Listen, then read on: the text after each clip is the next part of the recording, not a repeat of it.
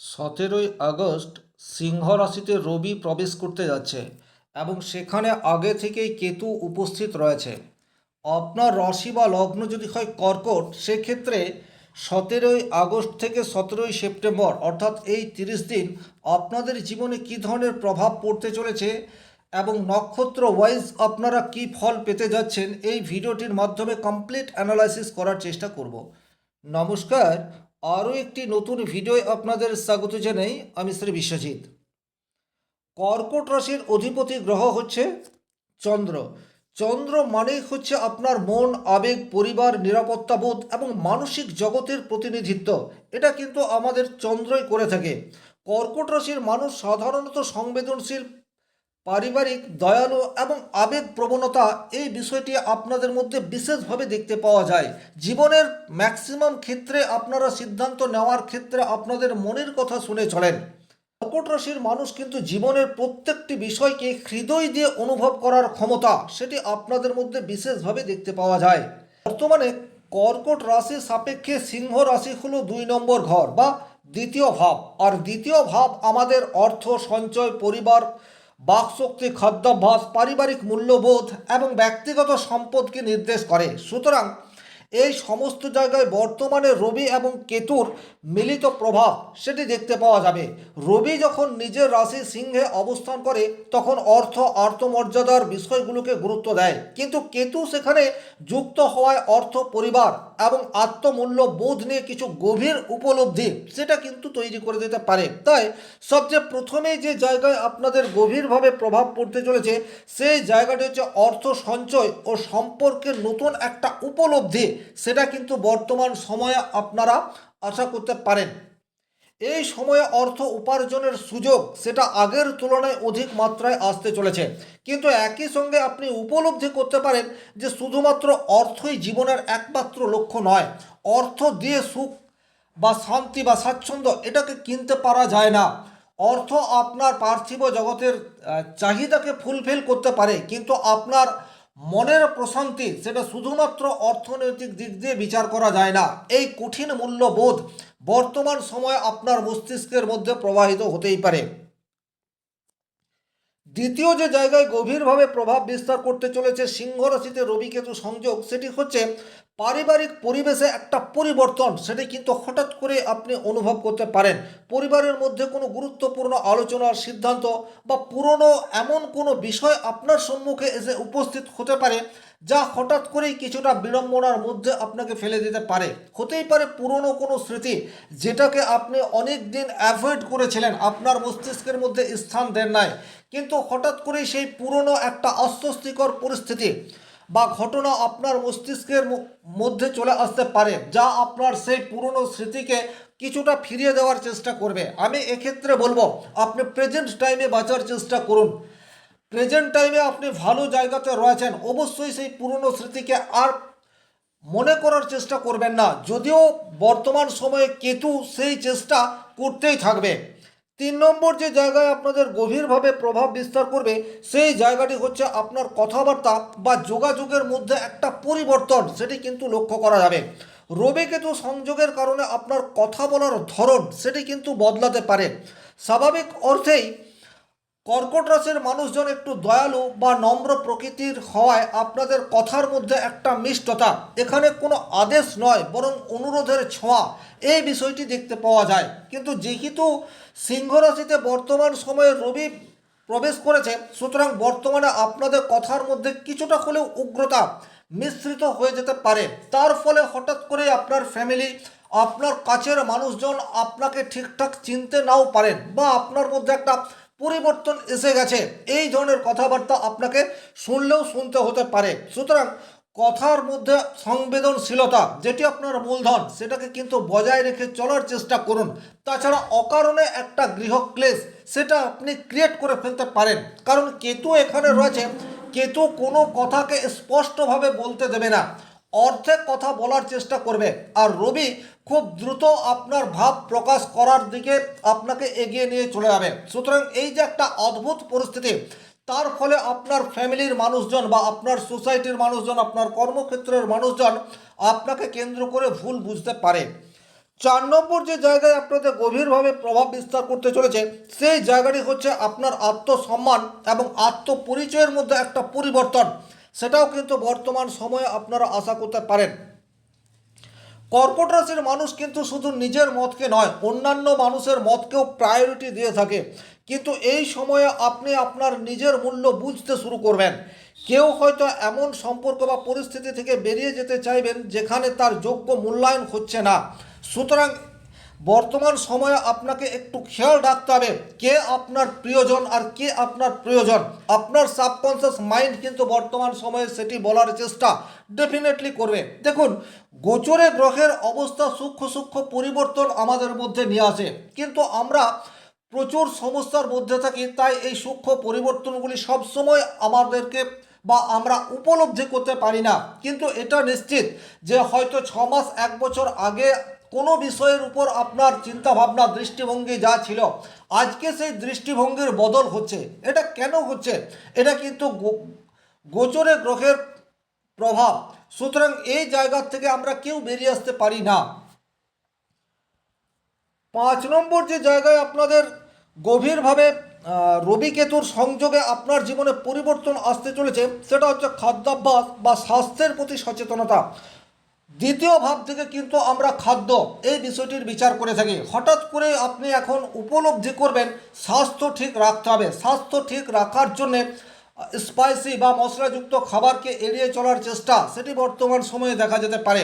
হঠাৎ করে আপনার মনে হতেই পারে যে আপনি আর নন ভেজিটেরিয়ান থাকবেন না। এটা কিন্তু আপনার মনের মধ্যে চলে আসতে পারে। অর্থাৎ স্বাস্থ্য সম্পর্কে অতিরিক্ত সচেতনতা বর্তমান সময়ে বৃদ্ধি পাওয়ার যোগ সেটি কিন্তু প্রবলভাবে দেখতে পাওয়া যায়।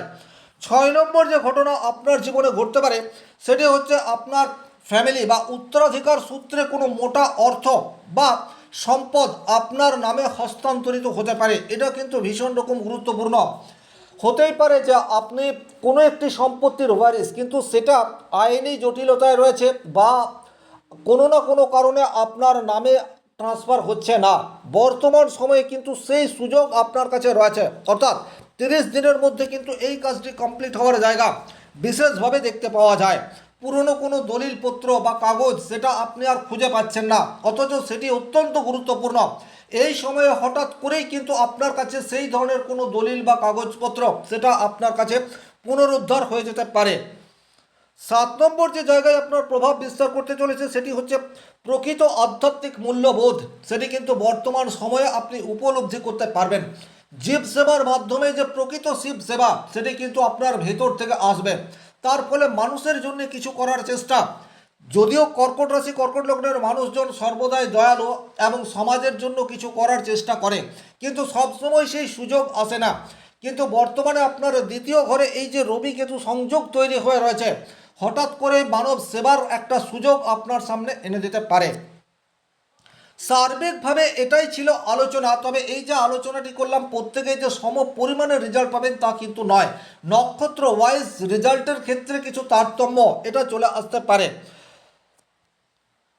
কর্কট রাশির প্রথমেই রয়েছে পুনর্বসু নক্ষত্র, তাই পুনর্বসু নক্ষত্রের জাতক জাতিকাদের মেন্টালিটির মধ্যে রয়েছে পুনর্জন্ম, পুনরুদ্ধার, আশার প্রতীক। সুতরাং অতীতে হারানো কোনো সুযোগ আবার বর্তমান সময়ে আপনার কাছে চলে আসতে পারে, কিন্তু একটু সজাগ থাকবেন। যদি আপনি পুরনো সুযোগ পাচ্ছেন সেটা যেন হাতছাড়া না হয়, এই বিষয়ের প্রতি আপনাকে তীক্ষ্ণ নজর সেটা কিন্তু রাখতে হবে। অর্থনৈতিক অবস্থার ধীরে ধীরে উন্নতির একটা রাস্তা সেটা আপনি পেতে পারেন। প্রচুর চাপের মধ্যে রয়েছেন, কিন্তু হঠাৎ করে একটা আশার আলো সেটা পুনর্বসু নক্ষত্রের জাতক জাতিকাদের জীবনে আসতে চলেছে।